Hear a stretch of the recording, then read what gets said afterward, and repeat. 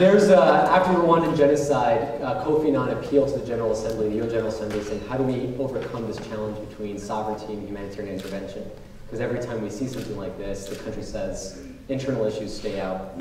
And the Canadian government, MacArthur Foundation, created this commission on intervention and state sovereignty.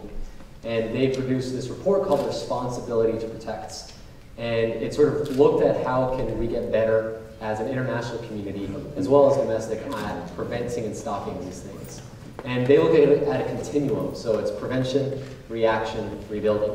So the prevention part is if you hear Jews being called vermin, if you hear Tutsis being called cockroaches, and my concern with Christopher just talking about North Korea and Iran is that things like Rwanda, which don't have nukes, that they don't fit that paradigm, and then we don't pay attention when something like the genocide in 1994 happened. So you can commit genocide with simple farming tools. You don't need Tomahawk missiles or nukes or F-14s. You can use machetes to commit genocide. So we need to get much better at seeing these early warning signs. We need to get better at the early reaction, diplomatic, economic, carrots and sticks. Military, we need to make sure that we've got the mandate and the resources. Big problem with UN peacekeeping missions is that they sometimes don't have the mandates, aren't trained, don't have the resources. We need helicopters, for example, for the UN mission in Sudan. And then the last one is rebuilding, and that is one of the biggest indicators for a genocide is if there's been previous mass atrocities and you don't end the culture of impunity, hold people accountable, and don't jumpstart the economy. We have the Marshall Plan in Europe. We tend to not look at helping create jobs. Usually one person at the UN says 2 things you need is jobs for young men and education for women to help get them outside of that conflict track. So 7P is power, use of hard and soft power.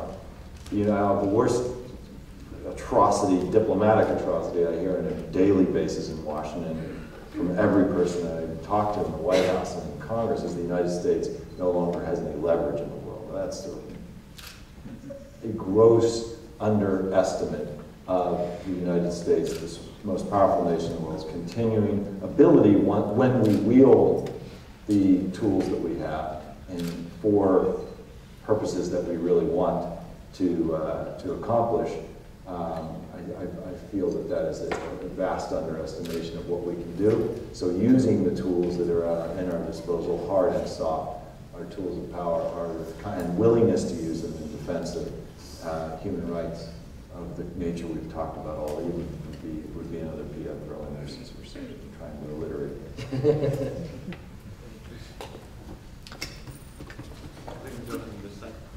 Brenda.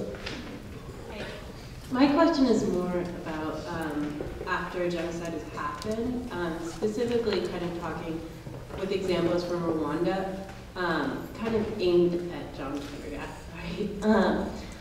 What do you think the role of communal courts in Darfur could be? I was kind of surprised that you didn't list that as one of the things that could be focused on as a response. And how do you think, in general, like thinking on a macro level, something like the Genocide Intervention Network could work after genocide has happened to help repatriate and make amends?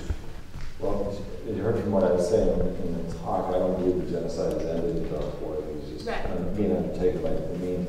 So the applicability of the post-genocide environment in Rwanda, where victors' justice in the context of local communal courts, which is really one of the only ways they could undertake such a massive justice-seeking and reconciliation-seeking effort. We're not there yet in Darfur. However, in the context of the peace process now, introducing elements involving post-conflict judicial mechanisms, state, local, and international, is crucial if we're going to have a sustainable peace in Darfur. We're not, on the basis of this current whitewash that's going on in Doha today in terms of the peace process that they're calling it now for Darfur. But if a serious peace process were to follow in the footsteps of the failure that we're going to see unfold over the next few months, it would involve a comprehensive approach to the issues that have spawned the conflict, which then spawned the genocide, one of which is the cycle of impunity that needs to be addressed at multiple levels, including how the communities can be involved in their own way, using their traditions, not Rwandan traditions, how those kinds of approaches can be maximized and supported locally, at the state level, and internationally.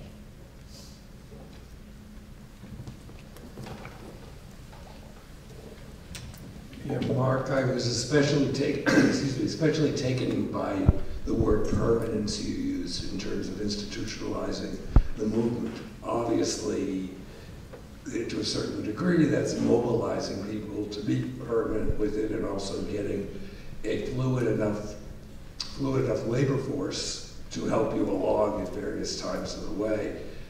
On college campuses, for example, where a lot of this will germinate and develop, have you any thought of modeling public interest research group type labor, or even you made the reference that we respond so well to natural calamity, the same short-term labor in this regard as people for years have been going down to help rebuild New Orleans for weekends, for short terms. Anything like that that might be of interest to this group in terms of actually giving days as opposed to indeed that 15 minutes you were talking about?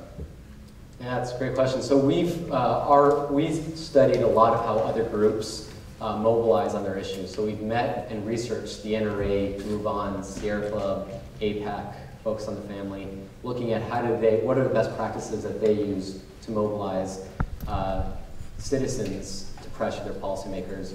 And so we've created, with students coming out of Georgetown and GW, created the Students Anti-Genocide Coalition, STAND.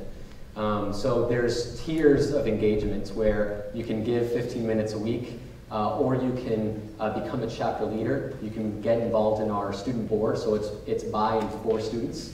They come up with the programs, they just need to stay within budget and the law. And that was one of the things that we had learned with student organizing, students want to have as much autonomy as possible.